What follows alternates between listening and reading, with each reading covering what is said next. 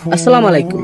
আজকে আপনাদের মাঝে এমন একটা ভিডিও নিয়ে আসলাম যে ভিডিওটা না দেখলে মিস করবেন, কিন্তু সম্পূর্ণ ভিডিওটা দেখতে হবে। যদি সম্পূর্ণ ভিডিওটা দেখেন তাহলে কিছু শিখতে পারবেন। তো চলুন দেরি না করে ভিডিওটা শুরু করা যাক। লাকাল হামদু বিল ইসলাম, লাকাল হামদু বিল কোরআন। আমরা প্রশংসা করলাম কার? সব জায়গায় প্রশংসা করবেন কার? খাওয়ার সময়, ঘুমানোর সময়, সব সময় প্রশংসা চলবে শুধুমাত্র একজনের। চিল্লায় বলেন তিনি কে? এই জন্য বিশ্বনবী আল্লাহর কাছে দোয়া করতেন, আল্লাহুম্মা জাআলনি শাকুরা ওয়া জাআলনি সাবুরা ওয়া জাআলনি ফি আইনি সাগীরা ওয়া ফি আ'ইউনিন নাসি কাবীরা। হে আল্লাহ, আপনি আমাকে শুকরগুজার বানান, আমি যেন আপনার বেশি বেশি প্রশংসা করতে পারি, আমি যেন আপনার বেশি বেশি শুকরিয়া আদায় করতে পারি। ওয়া জাআলনি সাবুরা, আমাদেরকে ধৈর্যশীল বানান। আর নিজের চোখে আমাকে আপনি ছোট বানান, গোটা বিশ্বের মানুষের চোখে আপনি আমারে বড় বানান। পড়েন আমিন। নিজের চোখে নিজের ছোট থাকতে হয়, ঠিক কি না? এটাই হচ্ছে ইসলামের ডিরেকশন। মান তাওয়াদা তারাফা, যে নিচে নামতে চায় আল্লাহ টেনে উপরে উঠায়। সুন্দর না সিস্টেমটা?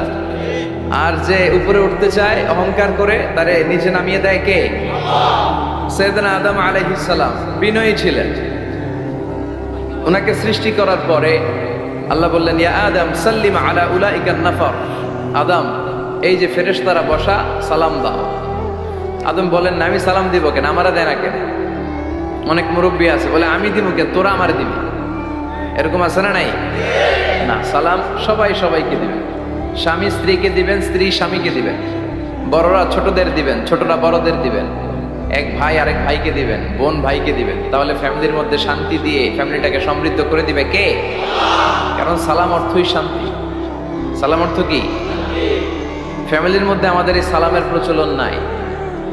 বিশ্বনবী সাল্লাল্লাহু আলাইহি ওয়াসাল্লাম স্ত্রীদেরকে আগে সালাম দিতেন, সাহাবাদেরকে আগে সালাম দিতেন। মা আয়েশা বলেন, এত বছর বিশ্বনবী সংসার করলাম, একদিনও আগে সালাম দিতে পারিনি। সবসময় বিশ্বনবী আমাকে আগে সালাম দিয়ে দিতেন। তো সাইয়েদনা আদমকে সৃষ্টি করার পরে আল্লাহ বললেন, আদম সাল্লিম আলা উলাইকান নাফর। বুখারীর বর্ণনা, ফেরেশতাদের এই দলটাকে তুমি সালাম দাও। সাইয়েদনা আদম আলাইহিস সালাম অহংকার করেন নাই। তিনি বলেন নাই যে কেন দিব। ফেরেশতারে বলেন না আমারে দিতে, এটা বলছে না, উনি সালাম দিলেন। ফলে ওনার অন্তর থেকে অহংকার মুক্ত করে দিল কে? বিশ্বনবী বলেছেন, আল বাদিউ বিস সালামি বারিউম মিনাল কিবর। আগে আগে যে সালাম দিয়ে দেয়, আল্লাহ তার অন্তর থেকে অহংকার তুলে নেয়। মান কানা ফি কলবিহি হাববাতু খারদাল মিনাল কিবর লা ইয়াদখুলুল জান্নাতা আবাদা। যার অন্তরে যাররা পরিমাণ অহংকারের ছিটে ফোঁটা থাকে, সে আল্লাহর জান্নাতে ঢুকতে পারবে। আল্লাহর জান্নাতে ঢুকবে বিনয়ীরা। কারা? যারা বিনয়ী, মুতাওয়াদি, হাম্বল, যাদের মধ্যে হাম্বলনেস আছে, যারা বিনয়ী, তারা জান্নাতে ঢুকবে।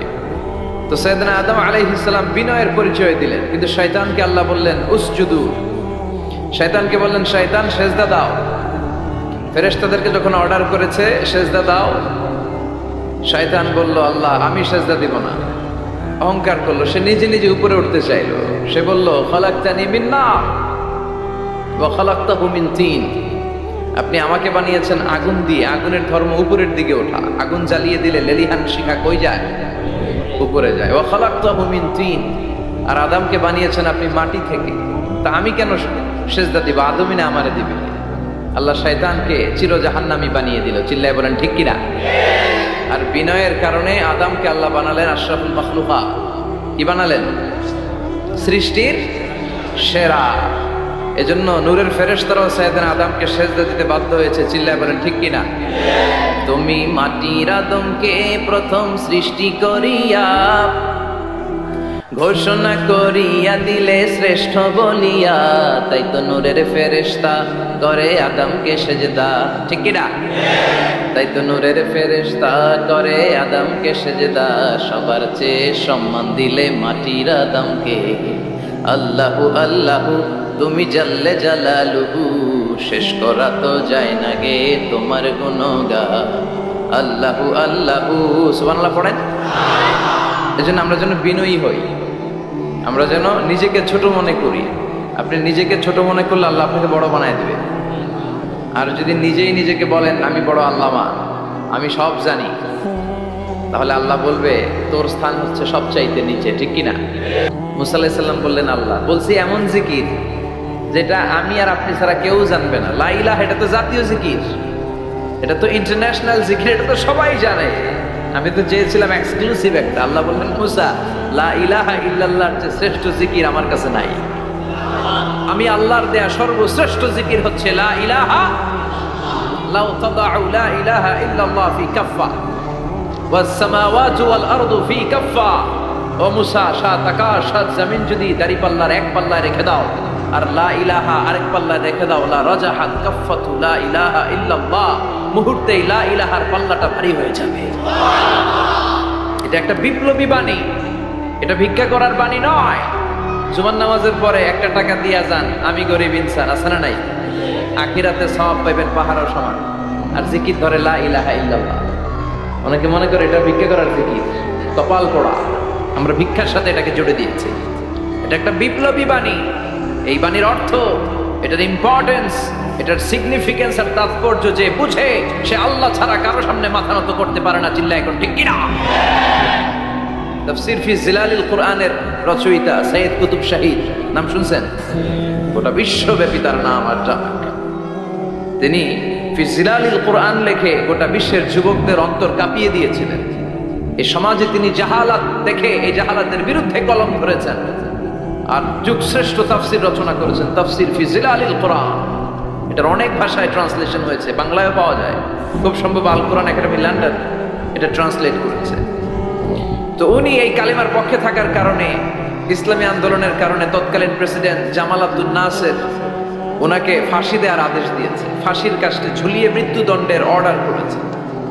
তো জেল কোডের নিয়ম অনুযায়ী যাদেরকে ফাঁসি দেওয়া হবে, হ্যাঙ্গিং করা হবে, হ্যাঙ্গিং করার ঘন্টাখানিক আগে ওই কারা কর্তৃপক্ষ থেকে নিয়োগ দেয়া জেলখানার ইমাম সাহেব এসে তাদেরকে লা ইলাহা পড়ায়।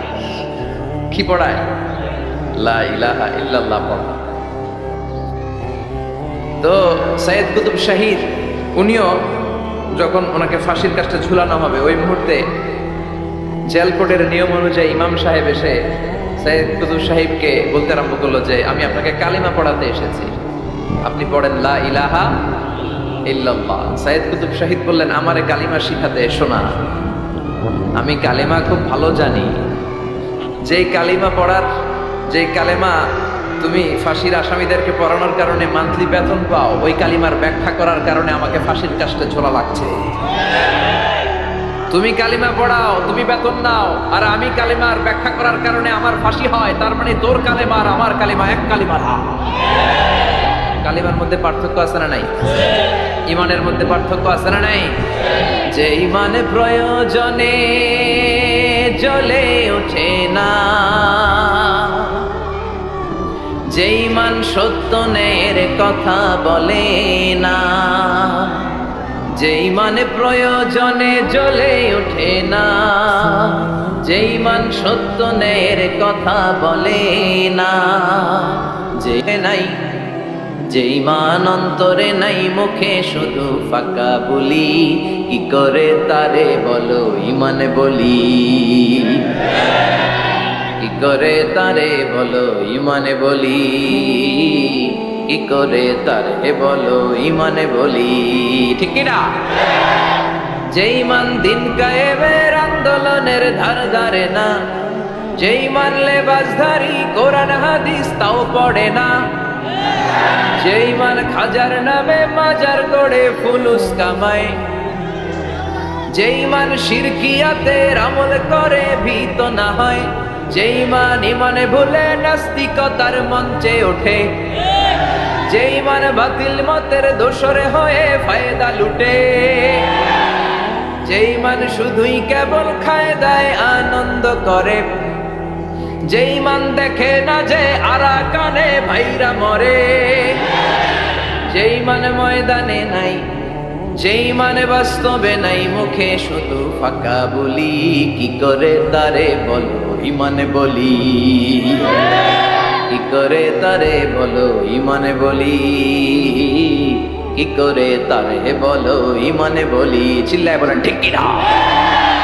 ইমানে ইমানে পার্থক্য আছে, কালেমায় কালেমায় পার্থক্য আছে। ওই কারা কর্তৃপক্ষের নিয়োগ করা ইমাম সাহেবের লা ইলাহা ইল্লাল্লাহ আর তাফসীর ফি জিলালিল কোরআনের রচয়িতা সৈয়দ কুতুব শহীদের লা ইলাহা এক কালিমা নয়, এক লা ইলাহা নয়, চিল্লায় এখন ঠিক কিনা? পার্থক্য আছে, আলাদা। এজন্য আসল লা ইলাহার অনুসারী হতে হবে। লা ইলাহার ধারক এবং বাহকরা হচ্ছে সত্য এবং ন্যায়ের পক্ষে। যত বিপদ আসে, যত আপদ আসে, যত ঝুঁকি আসে, পাহাড় সম ঝুঁকিকে ডিঙ্গিয়ে তারা লা ইলাহার কালেমার পতাকাকে উড়িয়ে দেয়, চিল্লায় বলেন ঠিক কিনা? গাইস, আপনাদের মাঝে একটা রিকোয়েস্ট থাকবে, প্লিজ আমাদের এই ছোট্ট চ্যানেলটা সাবস্ক্রাইব করে দিন। ধন্যবাদ।